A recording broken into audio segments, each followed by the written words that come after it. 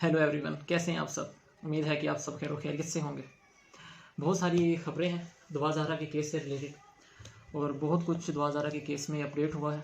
आज ज्यूरी ने फैसला सुनाया है कि दुआ ज़हरा का मेडिकल रिपोर्ट्स वगैरह देख के आज जजेस ने फैसला सुना दिया है कि दुआ ज़हरा की उम्र अभी 15 साल है वो भी बालिग नहीं है। इस केस को अभी तक कोई 3 से 4 माह होने वाले हैं कि इस केस को इतना एक्सटेंड किया जा रहा है, इतना लंबा किया जा रहा है कि कोई समझ नहीं आ रही कि इस केस को इतना ज़्यादा खींचने का तुक क्या बनता है। या तो किसी और चीज़ से ध्यान हटाने के लिए ये केस को इतना ज़्यादा एक्सटेंड किया गया, या इस केस को इस तरह का पेश किया गया कि पाकिस्तान की क्या बहुत सी बाहर की आवाम भी इस केस की तरफ मुतवज्जो हो। कौन सी ऐसी बात है या कौन सी ऐसी चीज़ है, तो ये अल्लाह बेहतर जानता है या हमारे इदारे बेहतर जानते हैं। बहुत सी चीज़ें हैं जिसमें अभी तक मेरा ख्याल है कि जितनी भी हेयरिंग्स हुई हैं, जितनी भी इसमें सुप्रीम कोर्ट ने या हाई कोर्ट ने जितने भी फैसले वगैरह दिए हैं, उसमें बहुत सी चीज़ें अभी कॉन्फिडेंशियल थी, ठीक है, जो अभी तक आवाम के सामने नहीं आई। जैसा कि जिस गाड़ी के अंदर दुआ ज़हरा कराची से पंजाब में आती हैं, ठीक है, सिंध से पंजाब का सफ़र करती हैं, वो गाड़ी कौन सी गाड़ी थी, उस गाड़ी का कोई नाम या उस गाड़ी का कोई नंबर प्लेट या XYZ कोई भी ऐसी इंफॉर्मेशन के वहाँ से यहाँ तक का सफ़र दुआ ज़हरा ने कैसे किया। दूसरा, दुआ ज़हरा ने ये स्टेप क्यों लिया, कैसे लिया, उसके साथ, क्योंकि अगर दुआ ज़हरा 15 साल किया तो उसकी मेंटली जो समझ है, जो मेंटल स्टेट है, ठीक है, वो तो अभी 15 साल के बच्चे की तरह है। वो इतना बड़ा फैसला कैसे खुद ले सकती है। क्या दुआ ज़हरा के कोई भाई या बहन का कोई रिश्तेदार या कोई दोस्त क्या दुआ ज़हरा से कोई मिलता नहीं था? क्या दुआ ज़हरा का कोई ऐसा जानने वाला नहीं था जिससे वो अपनी बात शेयर कर सकती हो? कि यही कि जब दुआ ज़हरा घर से निकल गई तो उसके बाद पता चला कि दुआ ज़हरा घर से निकल गई है। अकॉर्डिंग टू दुआ ज़हरा के मुझे बहुत एक डिप्रेशन के माहौल में रखा जाता था, मुझ पर बहुत ज़्यादा चीज़ों की मतलब कि कहा जाता था, रोक टोक थी बहुत ज़्यादा, तो इस वजह से मैंने ये स्टेप लिया। फिर ज़हीर से जो उसके इस टाइम निकाह में है, या जो आपस में इनका रिलेशन है दुआ और ज़हीर का, दूसरा करैक्टर ज़हीर है। ज़हीर पंजाब से बिलोंग करता है, उसने अभी इंटर के पेपर्स वगैरह दिए हुए हैं। तो वो कहता है अकॉर्डिंग टू हिम, हम पबजी पे मिले, हम पबजी खेलते थे, पबजी पे हमारी दोस्ती काफ़ी पुरानी दोस्ती है। फिर इस दोस्ती को हमने कहा है कि हम एक रिश्ते की शक्ल देते हैं। तो मैंने फिर इनको प्रपोज़ किया और ये पंजाब आ गई तो हमने निकाह कर लिया।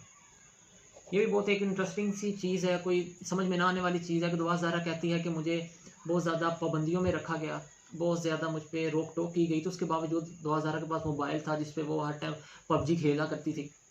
तो ये भी पॉइंट है जिस पे अभी तक मेरा ख्याल है किसी ने ज़्यादा बहस नहीं की।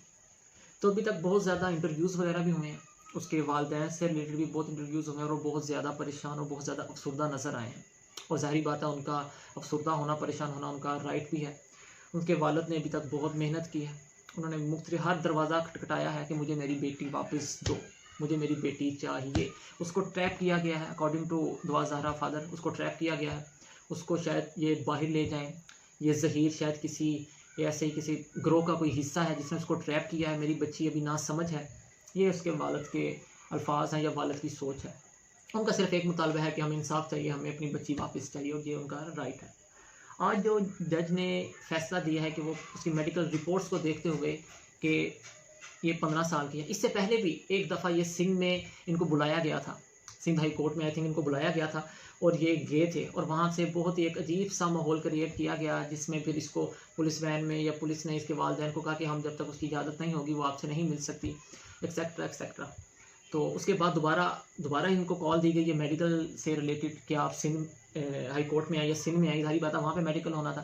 तो उसमें भी दुआ ज़हरा के कुछ स्टेटमेंट्स थे कि मैं सिंध नहीं जाना चाहती, मैं वापस नहीं जाना चाहती, हमें कोई सिक्योरिटी की, हमारी जान को ख़तरा है, ऐसी कोई बातें इन्होंने की एक इंटरव्यू में। उसके अलावा इन्होंने खुद भी 1-2 इंटरव्यूज़ दिए एक पर्सन को, ठीक है, वो एक बड़ा एक मतलब कि अब नॉर्मल एक इंटरव्यू हुए थे वो, जितने भी इंटरव्यू थे, ठीक है, उसमें दुआ ज़हरा को बहुत ही मेकअप करके उसको बिठाया जाता था कि जिससे महसूस हो कि ये अपनी उम्र से बड़ी है।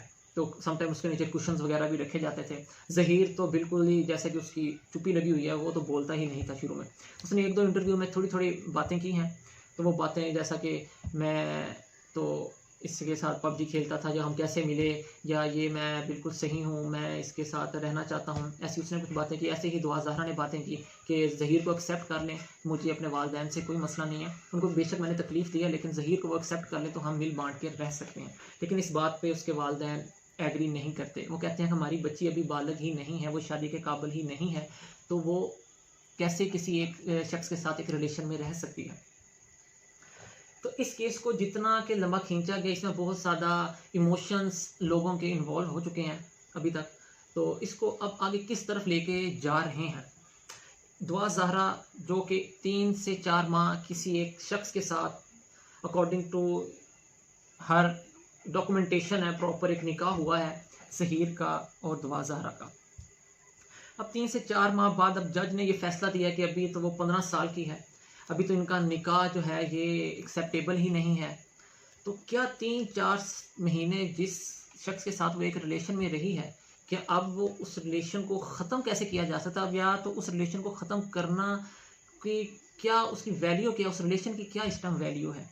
उसको ख़त्म करके उसको क्या नाम दिया जाएगा उस रिलेशन को? उसके वालिदैन तो उसको लेके चले जाएंगे। मे बी अदालत ये अथॉरिटी उसके वालिदैन को दे दें या हुक्मनामा जारी कर दे कि ये दुआ ज़हरा अभी 15 साल की है, तो लिहाजा ये अपने वालिदैन की तरफ रुजू करे या वालिदैन के हवाले कर दिया जाए, या इससे रिलेटेड कोई भी वो ऑप्शन दे सकते हैं। तो इसमें वालिदैन ने तो अपनी बेटी पा ली। अगर इस रुख को, इस केस को इस तरफ मोड़ लिया जाए कि वालिदैन के हवाले दुआ ज़हरा हो गई है, वालिदैन ने तो अपनी बेटी को ले लिया, जैसे मर्ज़ी ले लिया। उन्होंने बहुत एफ़र्ट की, उन्होंने एक वालिदैन की एक जज्बाती अपनी एक कैफियत होती है, उसको यूज़ करते हुए उन्होंने हर तरह की कोशिश करते हुए, उनका मुतालबा ये था कि हमें मेरी बेटी चाहिए, उन्होंने दुआ ज़हरा को ले लिया। लेकिन उसके वालिदैन अपनी एक जज्बाती कैफियत को जहन में रखते हुए क्या वो दूसरा रुख नहीं देख रहे कि एक लड़की या उनकी बेटी एक शख्स के साथ 3 या 4 माह एक रिलेशन में रह चुकी है, और आप कह रहे हैं कि इसको ख़त्म कर दो जी, ये आपके कहने पे ख़त्म हो गया, ये हो गया, अदालत ने कह दिया जी अभी तो ये 15 साल की है, अभी तो ये शादी की, ये नहीं है, वो नहीं है। उन्होंने काफ़ी इसमें ऑप्शंस वगैरह दिए, ठीक है, उन्होंने डिबेट्स हुई, ठीक है, जिरा जिसे हम कहते हैं वो हुई, उससे उन्होंने कहा जी ये अभी 15 साल की। उन्होंने तो अपनी बेटी वापस ले ली, दुआ ज़हरा के वालिदैन ने। तो क्या उस रिलेशन को अब किस नाम से आने वाली ज़िंदगी में दुआ ज़हरा को किन चीज़ों का सामना करना पड़ेगा? क्या ये उसके वालिदैन ने अभी तक सोचा है? क्या उसके वालिदैन ने अपने लिए ये सोचा है कि उनको आने वाले वक्त में किन किन चीज़ों का, किन किन बातों का सामना करना पड़ेगा?